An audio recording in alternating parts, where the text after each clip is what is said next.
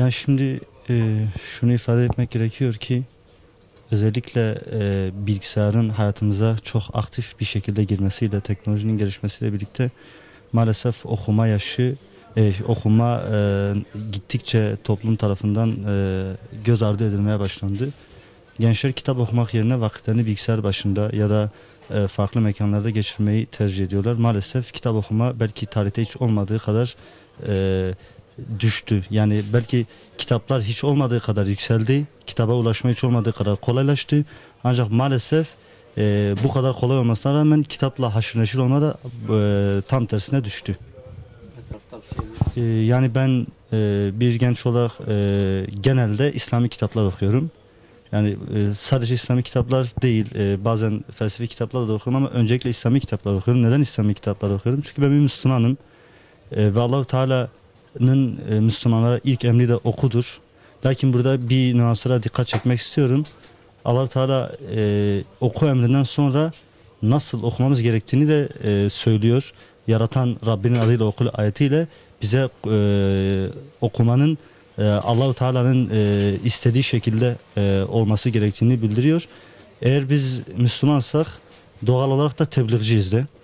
Tebliğciysek de bilmemiz lazım ki, bilgimizin olması lazım ki tebliğ edelim. Bunun için de mutlaka okumamız gerekiyor. Ben öncelikle İslami anlamda kendimizi yetiştirmemiz gerektiği kanaatindeyim. Yani şimdi şunu söyleyeyim, kitap okumak bir hobi, yani güzel vakit geçirecek bir iş olmaktan ziyade bence bir zorunluluktur, bir hayati meseledir. Çünkü insan malumu olduğu üzere beden ve ruhtan meydana gelen bir yapıdadır. Sadece beden değildir. Bedenimizin ihtiyaçları işte yemedir, içmedir, gezmedir, tozmadır vesairedir. Bir de insanın geliştirilmesi gereken bir yönü vardır. O da ruhtur.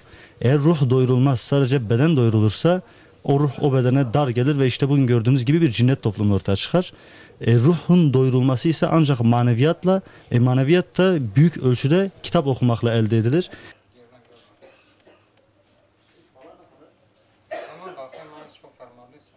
Kitap alımı şu an mesela çok durgun. Yani kitaplarla insanların özellikle güzel bir sevgi bağı kurması lazım ve onları toplumdaki arkadaşları gibi arkadaş edinmeleri lazım.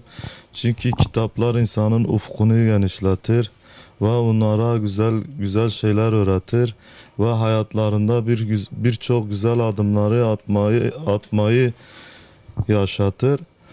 Bugün malumunuz yani görüyoruz Çin'de gelişmiş bütün ülkelerde kitap okuma alışkanlığı çok olduğundan dolayı bugün dünya teknolojisinin en üst düzeyde kullanabilenler kitapları çok okuyanlardır. Ama maalesef Türkiye'de o kadar kitap okunmuyor.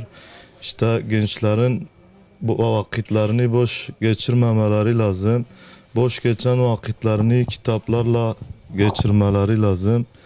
Tabii günümüzde mesela şu an İslami kitapların en büyük etkeni vardır. İnsanlar üzerinde güzel ahlaki kitaplar okumaları. Öncelikle mesela Peygamber Aleyhisselam'ın tavsiye ettiği şekilde Kur'an ve sünnete uymak lazım.